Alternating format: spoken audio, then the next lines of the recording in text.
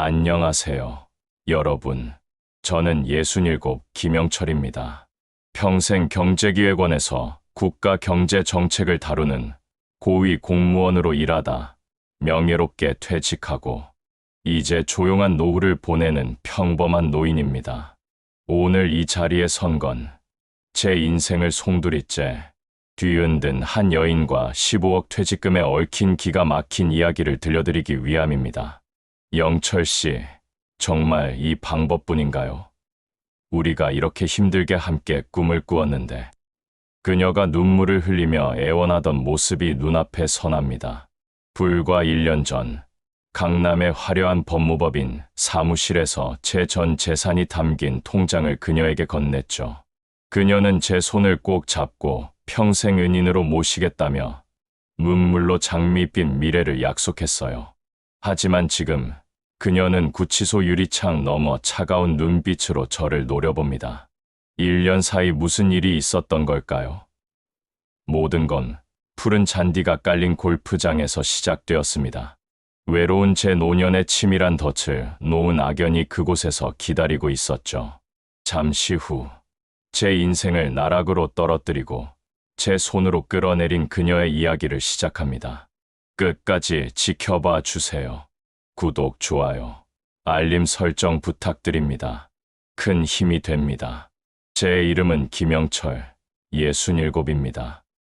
경제기획원에서 30년 넘게 일하며 재계 회장들, 유력 인사들과 정책을 논의했죠. 업무상 접대 골프는 필수였어요.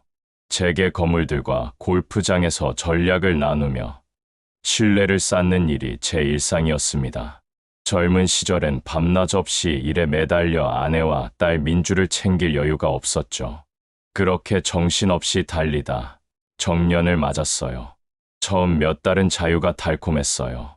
출근 없는 아침, 까다로운 회장들의 전화 없는 해방감에 날아갈 듯했죠. 하지만 그 기쁨은 오래가지 않았어요. 4년 전 아내가 암으로 세상을 떠난 후 텅 빈 집에서 홀로 남은 저는 깊은 외로움에 빠졌습니다. 결혼한 딸 민주는 가정을 꾸리느라 바빴고 저는 고독 속에서 하루하루를 보냈죠. 그런 제게 위안이 된 건 골프였어요. 공직 시절 접대 골프는 일이었지만 퇴직 후 동네 실내 골프 연습장은 제 삶의 낙이 됐어요. 공을 치는 탕탕 소리는 복잡한 마음을 날려줬고 하얀 공이 멀리 날아가는 모습은 가슴을 뻥 뚫어줬죠. 연습장 단골은 저 같은 퇴직자들 뿐이었어요. 매일 가볍게 인사했지만 내성적인 성격 탓에 깊은 관계는 맺지 않았죠. 사람들은 저를 점잖은 신사라 불렀지만 사실 새로운 관계가 어색했을 뿐이에요. 아내 없는 삶은 흑백 영화 같았어요. 어제와 같은 오늘, 오늘과 같은 내일을 기계처럼 살아갔죠. 그러던 어느 날, 제 무채색 삶에 강렬한 붉은 빛이 스며들었어요. 그녀, 이예진이란 여인이 연습장 2층 구석 타석에 있던 제게 다가왔죠. 선생님, 스윙이 정말 멋지세요. 잠시 도움 부탁드려도 될까요? 그녀는 56이라 했지만 세련된 옷차림과 은은한 향수 냄새, 부드러운 미소는 나이를 가늠하기 어려웠어요. 과하지 않은 화장, 고급스러운 실크 블라우스, 목소리에 묻어나는 따뜻함이 사람을 끌어당겼죠. 별 말씀을, 아직 멀었죠. 제가 손살에 치자 그녀는 한 발짝 가까이 다가와 간절히 말했어요. 아니에요. 저 같은 초보도 선생님 스윙이 완벽하다고 느낄 정도예요. 염치 없지만 레슨 좀 부탁드릴게요. 그녀의 반짝이는 눈빛, 손목에서 살짝 반짝이는 은팔찌에 망설이던 마음이 흔들렸어요. 전문가는 아니지만 아는 만큼 도와드리죠. 그녀는 환한 미소로 기뻐하며 손뼉을 쳤어요. 그날부터 혜진은 매일 연습장에서 저를 기다렸어요. 옆 타석을 예약하고 제가 오면 영철 씨, 오늘도 잘 부탁해요 라며 밝게 웃었죠. 저는 그녀의 스윙 자세, 클럽 잡는 법을 가르쳤고 그녀는 스펀지처럼 흡수했어요. 어머, 영철 씨 말대로 하니 공이 똑바로 날아가요. 정말 대단하세요. 그녀의 과장된 감탄은 제 자존감을 어루만졌어요. 아내와 사별 후 쓸모없는 늙은이로 느껴졌던 제게 그녀는 잊었던 활기를 불어넣었죠. 골프뿐 아니라 제 공직 생활, 아내와의 추억, 딸과의 서먹한 관계까지 귀 기울여 들었어요. 어느 날 연습 후 커피를 마시며 그녀가 제 손을 살짝 스치며 말했죠. 영철 씨, 그동안 너무 외로우셨죠? 이제 제가 곁에 있을게요. 그녀의 따뜻한 손길, 은은한 제스민 향수 냄새에 제 심장은 오랜만에 쿵쾅거렸어요. 그녀가 하늘이 준 마지막 선물이라 믿었죠. 혜진과의 만남은 점차 깊어졌어요. 연습장을 넘어 필드에서 시간을 보냈고 어느 날 그녀가 제안을 했어요.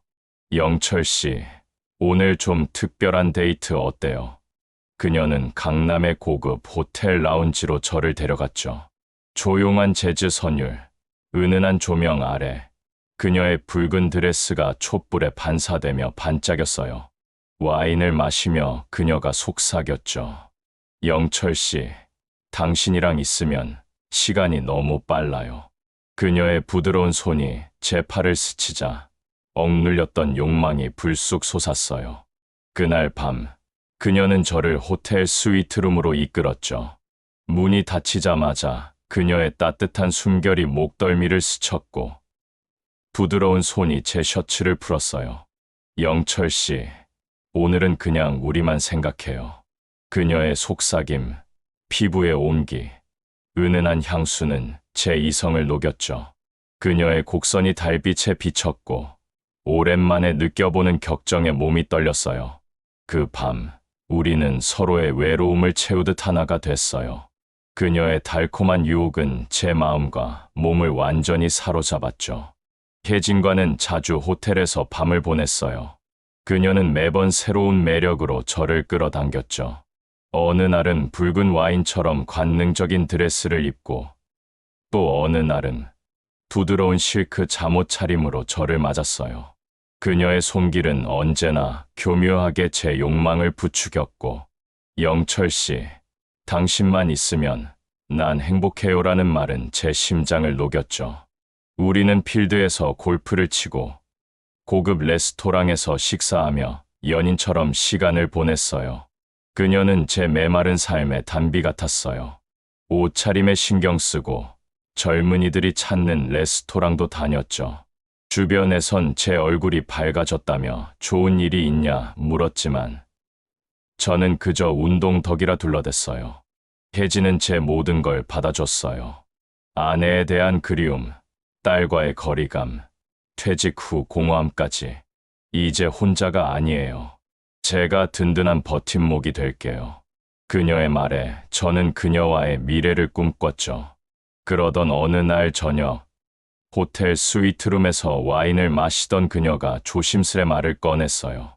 촛불에 비친 그녀의 눈빛은 깊었고 붉은 립스틱이 입술에서 반짝였죠. 영철 씨, 가끔 미래가 두려워요. 우리 같은 사람들은 나이 들수록 외롭잖아요. 그녀의 말은 제 마음을 찔렀어요.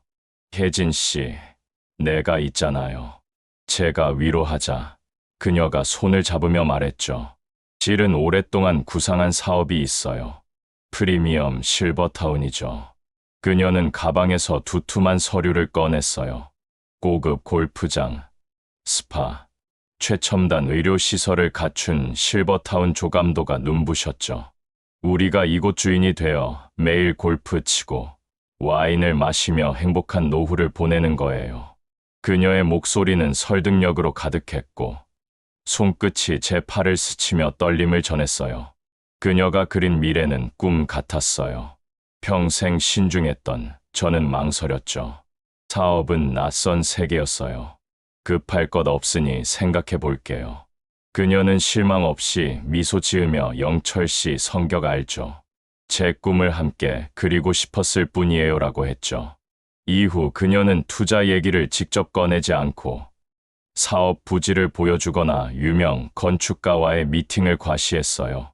호텔 방에서 그녀가 속삭였죠. 영철 씨, 우리 함께 이 꿈을 이루면 얼마나 멋질까. 그녀의 부드러운 손길과 따뜻한 미소에 제 이성은 흔들렸어요.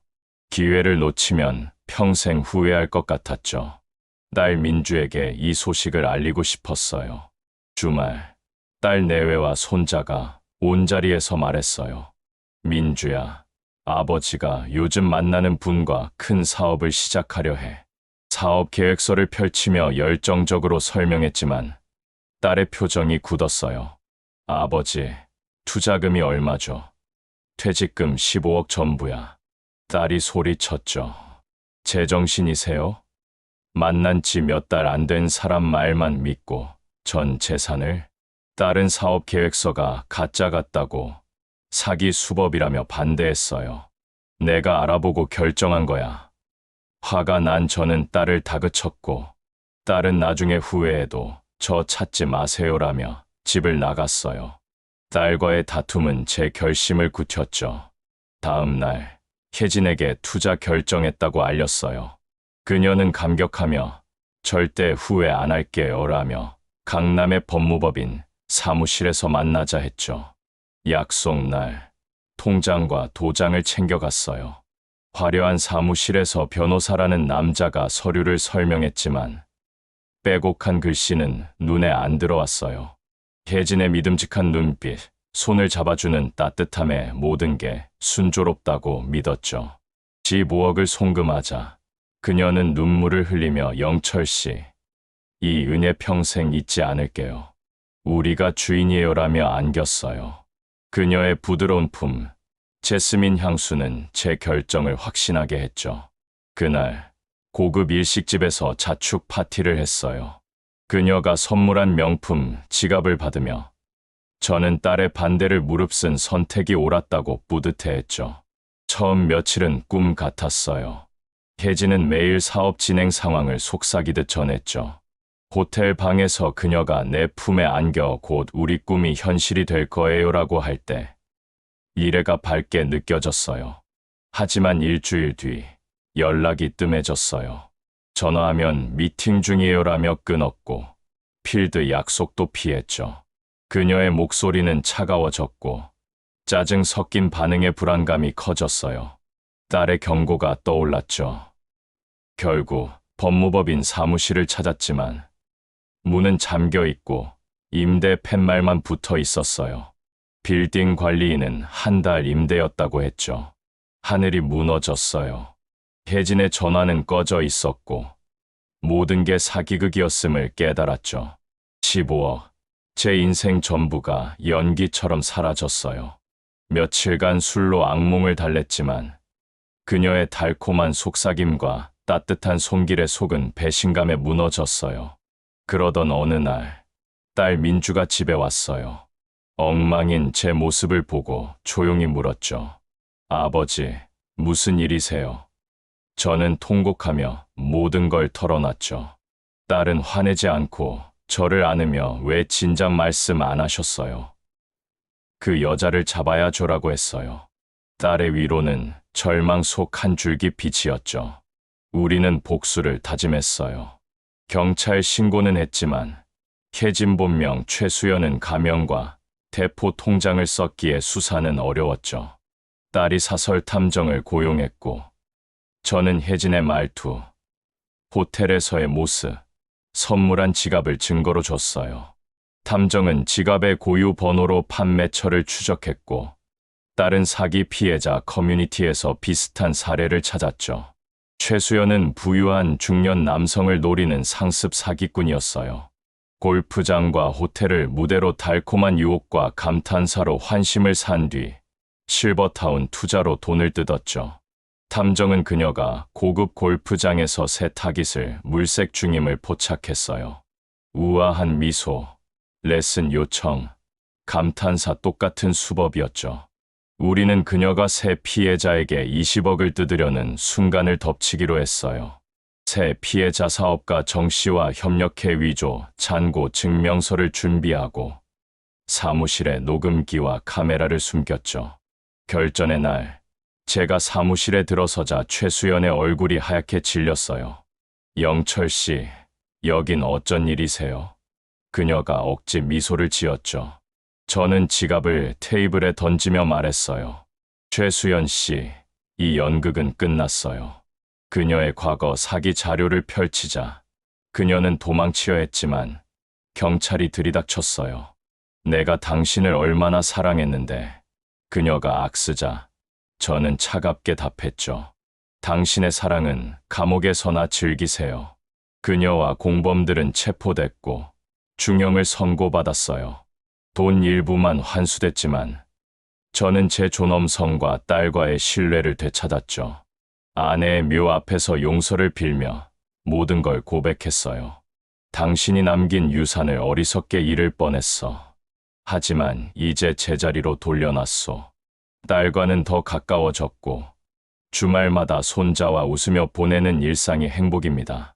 다시 골프장을 찾지만 이제 외롭지 않아요. 탕탕공 소리는 여전히 경쾌하고 하얀 공은 힘차게 날아갑니다. 하지만 낯선 이의 과도한 친절엔 경계심을 가지게 됐죠.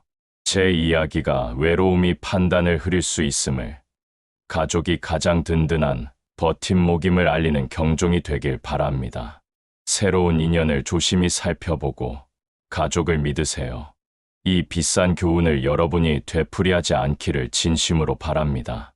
들어주셔서 감사합니다.